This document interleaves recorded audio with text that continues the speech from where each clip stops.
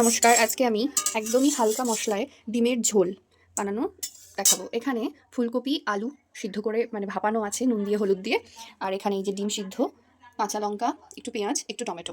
আর এখানে আমি সর্ষের তেল দিলাম। প্রথমে ডিম আর আলু ফুলকপিটাকে একটু ভেজে নেবো হালকা করে। আপনারা দেখতে থাকুন, খুব সহজ পদ্ধতিতে এবং খুব ইজি এবং খুব হেলদি, কারণ আমি বেশি নিজেও তেল মশলা খাই না, খাওয়া পছন্দও করি না। তো আপনারা দেখতে থাকুন, জানাবেন কেমন লাগছে।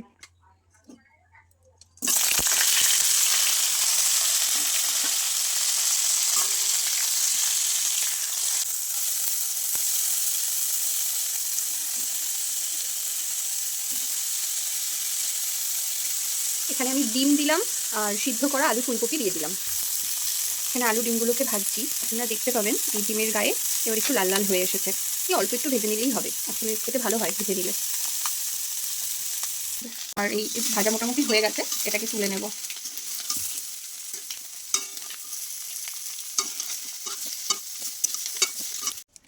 এবারে কড়াইতে আর একটু তেল দেবো, খুবই সামান্য। তেলটা একটু গরম হয়ে যেতে হয়, তার মধ্যে দেবো লঙ্কাগুলো।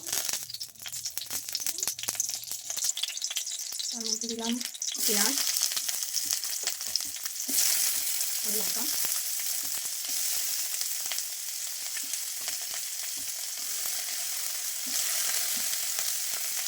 পেঁয়াজ লঙ্কা দিয়ে একটু এটা অল্প ভাজা ভাজা হয়ে গেছে। এবারে টমেটোগুলো দিয়ে দেবো। টমেটো দিয়ে এখন আমি নুন দিইনি, কোনো মশলাও দিইনি।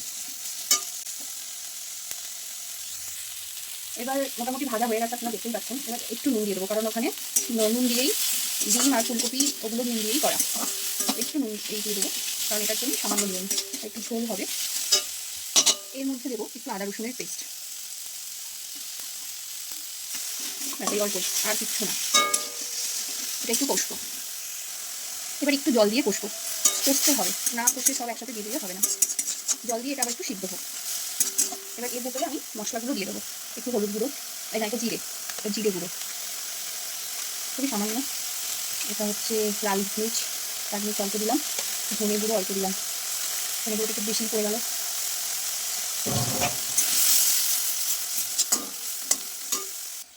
একটু হলুদ গুঁড়ো দিয়ে দেবো, খুবই সামান্য, কারণ ওইদিকে আগেই হলুদ দিয়ে ওইগুলোকে। আপনারা দেখতে পাচ্ছেন এখানে তেল মোটামুটি ছেড়ে দিয়েছে, একদম শুকনো হয়ে গেছে এবং তেল ছেড়ে দিয়েছে। এই জল দিয়ে একটু হালকা হালকা কষাতে হয়। জল দিয়ে কষালে তেলটা ছেড়ে দেয়। যত মশলা কষানো হবে তরকারি তত টেস্টি হবে। এর মধ্যে এবার আমি এই যে ভেজে রাখা আলু ফুলকপি এগুলোকে দিয়ে দেবো, দিয়ে একটু মাখাবো।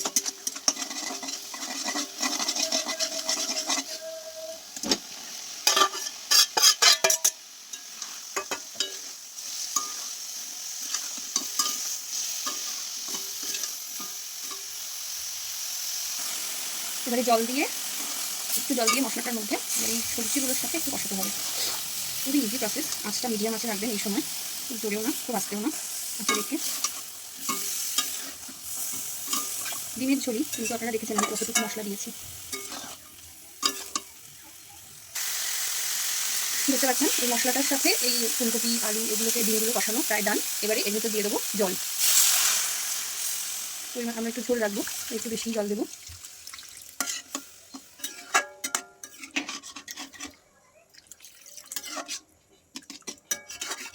তো রিয়েলিটিতে বেশি ভালো এসছে, যতটা ক্যামেরায় বোঝা যাচ্ছে তার থেকেও বেটার এসেছে।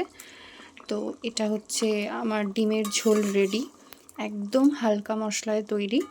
এটা খেতে কিন্তু খুব অসাধারণ হয়। আপনারা বাড়িতে বানাবেন এবং এই ধরনের হালকা খাবারই খাবেন। আমাদের সুস্থতাই আমাদের সম্বল। আমাদের মধ্যবিত্ত গরিব যে কোনো বাড়িতেই সুস্থতাই সম্বল। এবং আমাদের কেন সম্বল, একটা মেডিকেল বিল আমাদেরকে গরিব করে দিতে পারে। তো সেই জন্য আমাদের সবসময় সুস্থ এবং হেলদি থাকতে হবে, হেলদি খেতে হবে। So this is the ultimate result. আমি খুশি, ভালো হয়েছে। আপনারা এই ধরনের বানাবেন এবং খাবেন। আমাকে অবশ্যই কমেন্টে জানাবেন কেমন হলো। টাটা।